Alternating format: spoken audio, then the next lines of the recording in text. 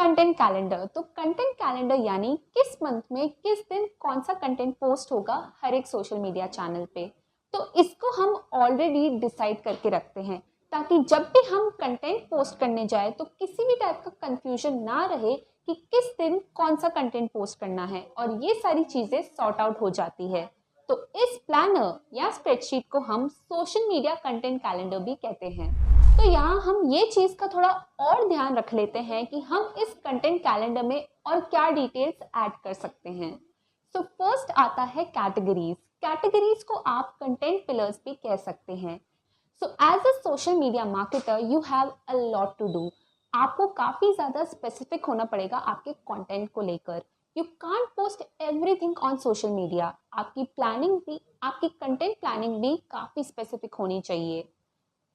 So categories are a set of themes or topics that a brand can use to create a post. आपको 3-4 categories decide करनी होगी and diversify करना पड़ेगा different days के लिए। इसके बारे में अभी अपन और जानेंगे एक शीट के थ्रू। First is categories, second is publishing और उसके अंदर आता है date and time, social media platform, post format that is reels, carousels, shorts और स्टोरीज, कैप्शन, कॉपी और hashtag, any sort of link and status. इसे अपन एक प्रैक्टिकल एग्जाम्पल से समझते हैं तो आपको थोड़ा और क्लियर हो जाएगा। यहाँ पर आपको एक शीट दिख रही होगी। ये ज़रूरी नहीं है कि आप इसी सेम फॉर्मेट को फॉलो करें, आप कोई डिफरेंट फॉर्मेट भी यूज़ कर सकते हैं, लेकिन ये सबसे सिंपल फॉर्मेट है तो हम इसी से समझते हैं। तो चलते हैं, ये है हमारा सितंबर मंथ का कंटेंट कैलेंडर। नाउ आप इसको मंथ वाइज या वीक वाइज भी बना सकते हैं। ये आप पे डिपेंड करता है कि आपको ये कैसे सही लगता है। ये आपके काम को सिंप्लीफाई और स्मूथ करने के लिए है। सो मेक श्योर आप इसे अपने अकॉर्डिंग बनाएं और जितना हो सके उतना सिंपल रखें। तो यहाँ आपको स्क्रीन दिख रही होगी। इस कंटेंट कैलेंडर में सब मेंशन्ड है।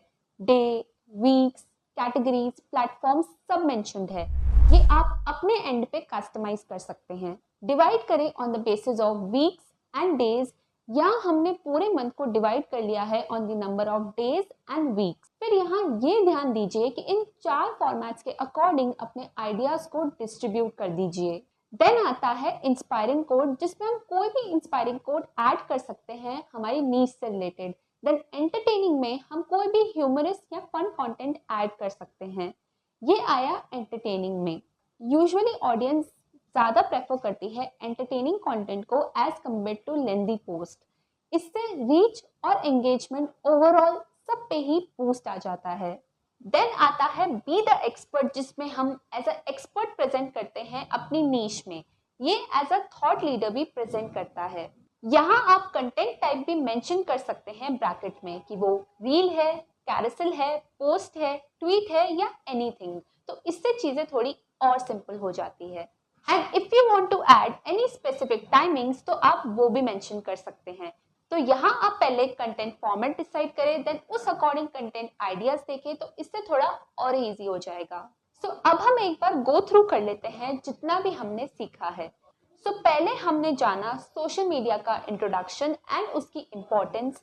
देन हमने जाना सोशल मीडिया मार्केटिंग का फ्यूचर और स्कोप, कि इसकी कितनी डिमांड है और कितनी अपॉर्चुनिटीज है इस फील्ड में। देन हमने डिस्कस किया कंटेंट स्ट्रैटेजी के बारे में कि अगर एक सोशल मीडिया पेज को ग्रो करना होता है तो ये कितनी ज़्यादा ज़रूरी होती है और ये कैसे बनाई जाती है। देन हमने डिस्कस किए इसके एलिमेंट्स। उसके बाद हमने डीप में समझा कंटेंट कैलेंडर के बारे में कि कैसे ये स्प्रेडशीट बनाई जाती है और कैसे पूरे प्रोसेस को स्मूथ कर देती है और क्या क्या टॉपिक्स इसमें ऐड होते हैं। होप आपको कंटेंट कैलेंडर एंड प्लानिंग का कॉन्सेप्ट क्लियर हो गया होगा।